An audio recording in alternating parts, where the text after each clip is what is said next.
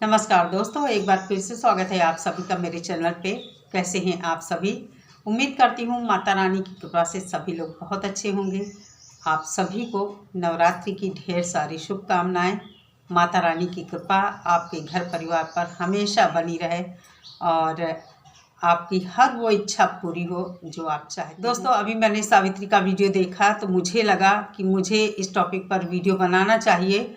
सावित्री बहुत परेशान है और कहीं ना कहीं उसे एडजस्ट करने में भी दिक्कत होती, क्योंकि एक बहू की जिम्मेदारी जो होती है आप लोग समझ सकते हैं कि हर चीज़ में इन्वॉल्व होना पड़ता है।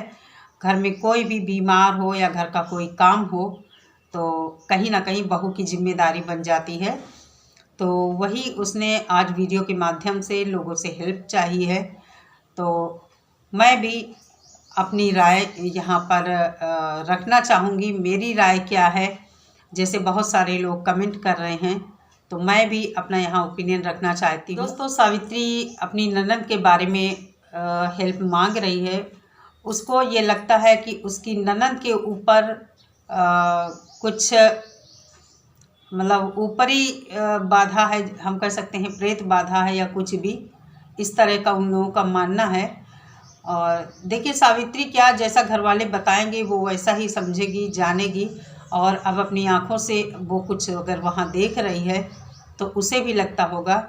और मैं यहाँ पर ये कहना चाहूँगी कि देखिए, हिंदू धर्म में इन सभी चीज़ों की मान्यता है, लेकिन इतना ज़्यादा जो लोग बनाए हैं कि छोटी छोटी बातों में ये सब चीज़ें मानने लगते हैं, इतना ज़्यादा नहीं मानना चाहिए इन चीज़ों। देखिए, मैं इस बात को मानती हूँ कि अगर दुनिया में भगवान है तो राक्षस भी हैं, देव हैं तो दानव भी हैं।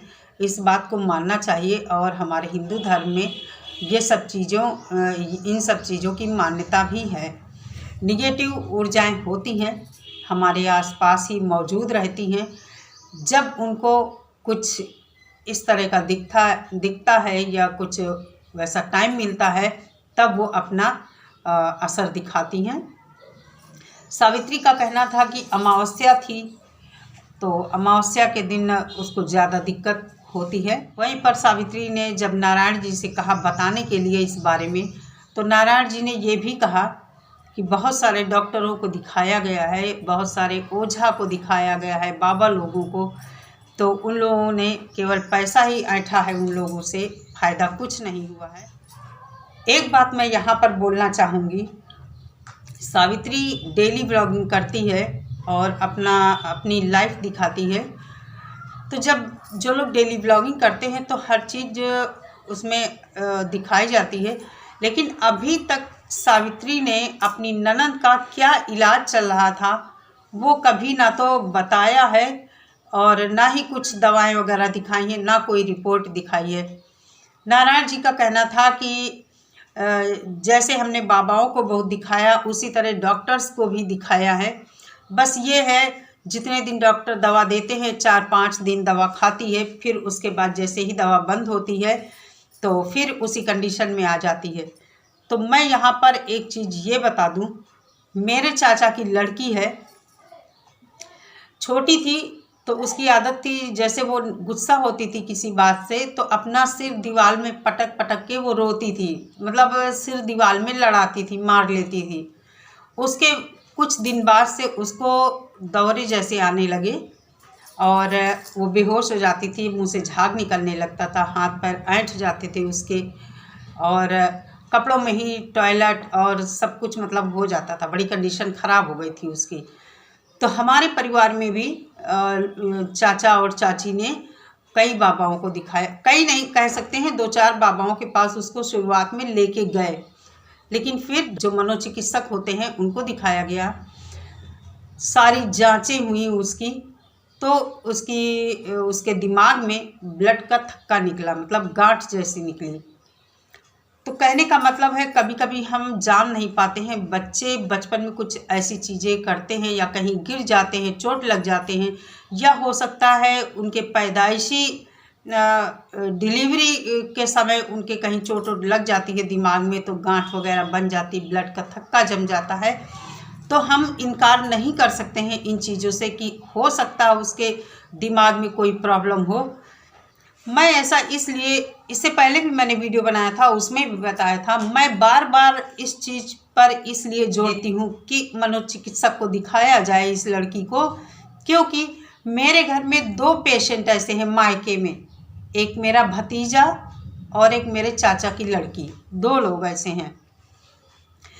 तो कहीं ना, तो मेरा कहने का मतलब है कि इन लोगों ने आज दिन तक कोई ना तो दवाएं दिखाई हैं उसकी, और क्या ट्रीटमेंट उसका चल रहा है, कितने दिनों चला। ये कोई बुखार और जुकाम नहीं कि 4-5 दिन दवा खाने के बाद सही हो जाएगी। वो बहुत लंबा इलाज चलता है, कई सालों तक इसका इलाज चलता है, तब जाके कहीं कुछ फ़ायदा होता है। मेरे चाचा की लड़की का 5 साल लगातार इलाज उसका चला है, तब जाके कुछ राहत मिली है।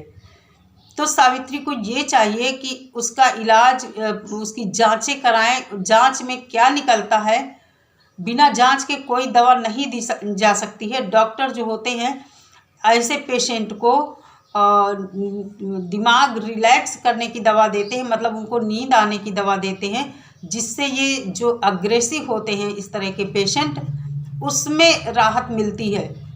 तो मैं ये कहती हूँ कि दुआ और दवा, हम लोग ये कहते हैं दुआ और दवा दोनों ही करना चाहिए। ये नहीं कि हम केवल दुआ के सहारे बैठ जाएं, ऐसा हमें नहीं करना है।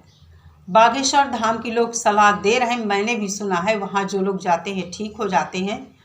भगवान बालाजी महाराज सबके ऊपर अपनी कृपा करें, कृपा बनाए और सबको आशीर्वाद दे कि जिसके ऊपर जो भी बाधा हैं सब हरें, और सावित्री की भी ननन ठीक हो जाए। तो मैंने आज इनका कमेंट बॉक्स जब देखा तो वहाँ इनको बहुत सारे लोग सलाह दे रहे हैं, तो मेरे समझ से इनको जाना चाहिए वहाँ पर, और डॉक्टर को भी दिखाना चाहिए। इसका लंबा इलाज चलता है और हम नकार नहीं सकते हैं कि मेडिकल साइंस को हम नकार नहीं सकते। इसको ट्रीटमेंट की ज़रूरत है। इस लड़की को अच्छे मनोचिकित्सक को दिखाना चाहिए, जांचें करवानी चाहिए, डॉक्टर जैसी बताए क्या निकलता है जांच में, उस हिसाब से इसकी दवा भी करवाएं और बागेश्वर धाम इसको लेकर जाएं। कुछ लोग बता रहे थे घर से ही अर्जी लग जाती है, मुझे इसके बारे में पता नहीं है, तो ये तो जो जानकार है जो बताए वैसा करना चाहिए इनको। तो दवा और दुआ दोनों करनी चाहिए, केवल एक के सहारे नहीं बैठना चाहिए हमें।